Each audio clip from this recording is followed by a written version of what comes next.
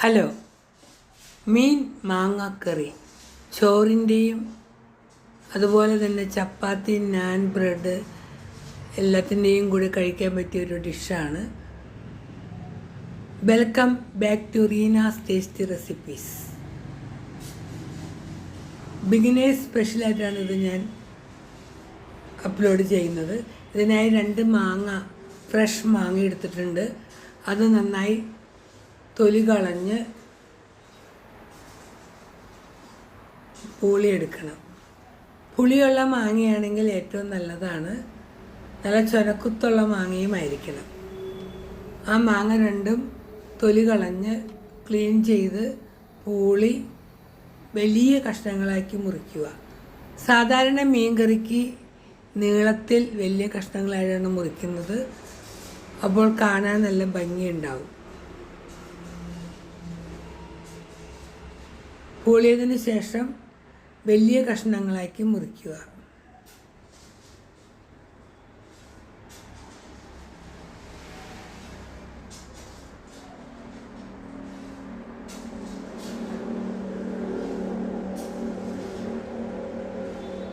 മാങ്ങ പുളി അനുസരിച്ച് കൂട്ടുകയോ കുറയ്ക്കുകയോ ചെയ്യാം. ഞാനിവിടെ 2 മാങ്ങയാണ് എടുത്തിരിക്കുന്നത്. മീഡിയം വലുപ്പത്തിലുള്ള 2 മാങ്ങ. ഇപ്പം മാങ്ങ കഷ്ണങ്ങൾ അരിഞ്ഞു കഴിഞ്ഞു. നീളത്തിലാണ് അരിഞ്ഞിരിക്കുന്നത്. അതിനുശേഷം പച്ചമുളക് 5 എണ്ണം നടുകെ പൊളിക്കുക. ഒരു ചെറിയ കഷ്ണം ഇഞ്ചി നീളത്തിൽ ചെറുതായി അരിയുക.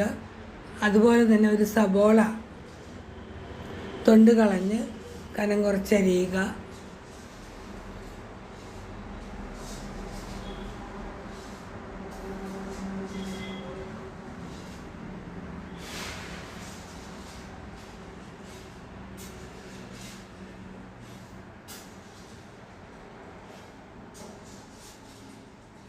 സവോള അരിഞ്ഞതിന് ശേഷം ഒരു കറി ലീവ്സും കൂടി എടുക്കുക. എല്ലാം കൂടി ഒരു പാത്രത്തിലോട്ട് പകർത്തി ഈ കൂട്ടിലേക്ക് ആവശ്യമായ ഉപ്പ്, കല്ലുപ്പാണ് ഏറ്റവും നല്ലത്, ഉപ്പിട്ട് നന്നായി തിരുമുക. ഒരു 2 മിനിറ്റ് തിരുമിയാൽ അതിൻ്റെ പുളിയും ഉപ്പും നന്നായി പിടിക്കും. 15 മിനിറ്റ് റെസ്റ്റ് ചെയ്യുക.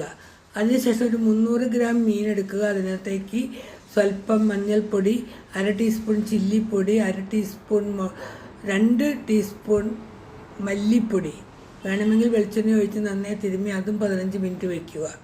15 മിനിറ്റ് കഴിയുമ്പോൾ 2 കൂട്ടി ഒരുമിച്ച് കൂട്ടി ഒരു തേങ്ങയുടെ 1.5 കപ്പ് 2ാം പാലെടുത്ത് അതിലേക്ക് ഒഴിച്ച് ഇളക്കുക. ഇപ്പോൾ 2ാം പാൽ ഒഴിച്ച് സ്റ്റവ് ഓൺ ചെയ്തിട്ടുണ്ട്. ഒത്തിരി വലിയ ഫ്ലെയിം, ഹൈ ഫ്ലെയിം ഉപയോഗിക്കരുത്. തിളച്ച് വരുമ്പോൾ നന്നായി ഇളക്കുമ്പോൾ മീൻ കഷ്ണങ്ങൾ ടച്ച് ചെയ്യാതെ പ്രത്യേകം ശ്രദ്ധിക്കണം. അല്ലെങ്കിൽ ചട്ടി അങ്ങനെ തന്നെ ചിറ്റിക്കുകയാണ് വേണ്ടത്. അതിനുശേഷം കറി തിളച്ച് കഴിയുമ്പോൾ അടച്ച് വെച്ച് 5 തൊട്ട് 8 മിനിറ്റ് വരെ വേവിക്കുക. ഇടയ്ക്ക് ചട്ടി കറക്കാനോ അല്ലെങ്കിൽ ഇളക്കുവാനോ ശ്രദ്ധിക്കണം. ചട്ടി ആയതുകൊണ്ട് മീൻ അടിയിൽ പിടിക്കും. അങ്ങനെ ഒരു 5 തൊട്ട് 8 മിനിറ്റ് വരെ ആകുമ്പോഴേക്കും മാങ്ങ കഷ്ണം വേവാൻ സാധ്യതയുണ്ട്. അത് ചെക്ക് ചെയ്യുക. ഇപ്പോൾ ഇടയ്ക്ക് ഒന്നും കൂടി ഇളക്കി കൊടുക്കാനാണ് അടുപ്പ് തുറന്നത്. ഒന്നും കൂടി ഇളക്കിയിട്ട് വേകുന്നവരെ അടച്ച് വെച്ച് വേവിക്കുക.